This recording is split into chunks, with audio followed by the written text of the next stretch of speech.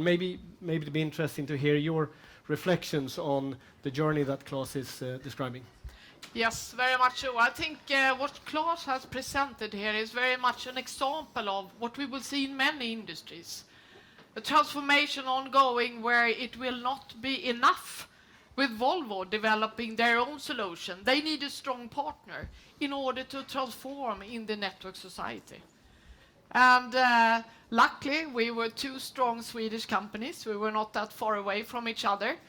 And we have really been innovating together in order to deliver what you now can see in all Volvo cars.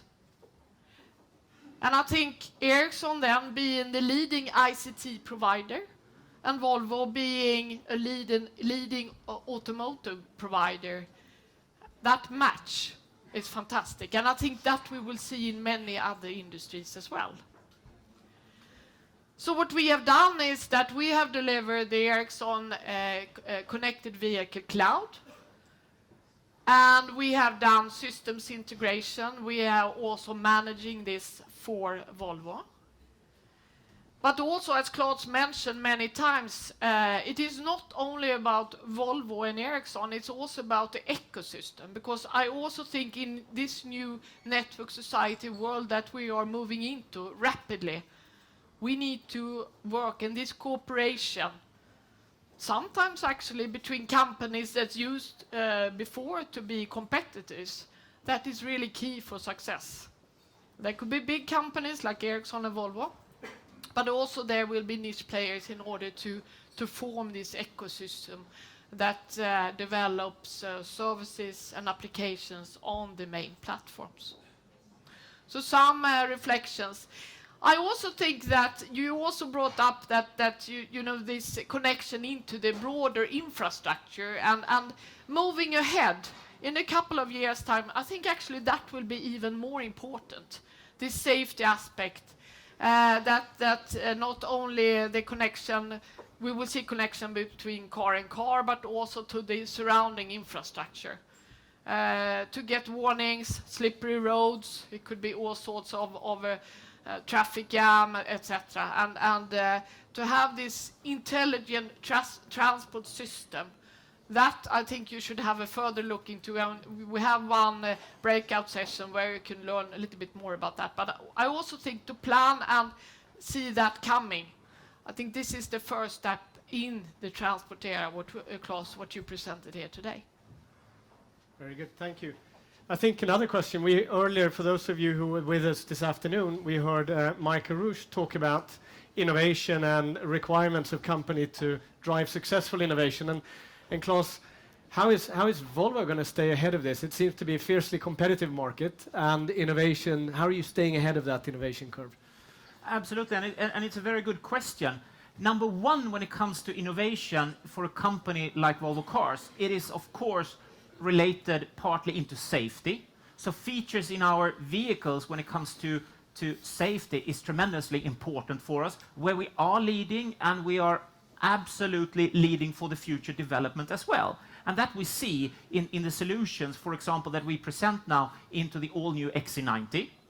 One other dimension when it comes to actually leading the transformations from an automotive perspective is actually around what I explained around services, actually making sure that we extend the ecosystem around our customers and cars to add further benefits, both to the society as well as to the customer.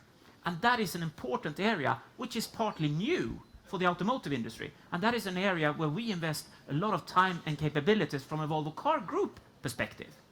And what is also interesting in that domain, it also makes sure, in order to deliver that intense collaboration, both within Volvo Cars, but also to get input from our external collaboration partners, because they are very important in our ecosystem to deliver value to our customers and to the market.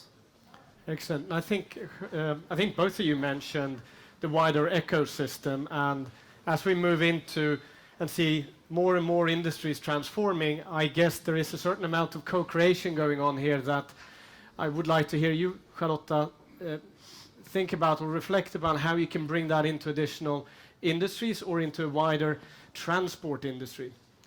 Yeah, I mean, I think that as I stated, yes, we have started now with the automotive industry, but I mean, you can take it if you take more from a logistic point of view, having then big ships or you know when you ship a lot of stuff and goods and different parts of that connected into the trucks. The urbanization in the world is going very rapidly. We will have big cities, and the transport system in those cities needs to be more efficient. And my strong belief is that we will need, in order to survive, in order to have a better life in society, we really need to benefit all these different connected parts when they fit together, what that can do for the society. So I think that is also something that we need to continue to innovate around and to have that broader perspective how the network society could benefit for different parts of different industries. And we're gonna wrap up here because we have demos, and I know that the two of you are doing interviews. But I guess one question to you, Claes, is what is next? You've talked about innovations. You've talked about your new XC90. What is next in terms of innovations from Volvo? When it comes to innovations from Volvo, I will actually just highlight one very recent innovation, and that is when we sold our all-new XC90 at the launch event earlier this autumn. And then we made a pure digital launch through digital commerce on those vehicles. So we sold 1,927 vehicles purely online, digital commerce, and they were sold out during 47 hours. That is just one example how the digital ecosystem is now developing, impacting Volvo Cars.